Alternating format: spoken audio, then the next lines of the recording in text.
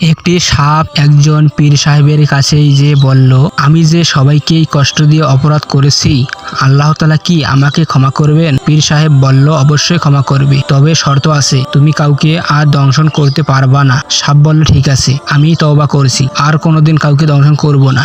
কয়েকদিন পর একটি ইঁদুর কামড় দিয়ে সাপটির শরীরে গোস্ত ছিঁড়ে ফেলল, কিন্তু সাপ ইঁদুরকে কিছুই করলো না। সে ধৈর্য ধারণ করলো। হঠাৎ একদিন পীর সাহেব দেখলেন সাপটি ক্ষতবিক্ষত শরীর নিয়ে তার সামনেই হাজির। পীর সাহেব বললেন, কি ব্যাপার, তোমার শরীরের এই অবস্থা কেন?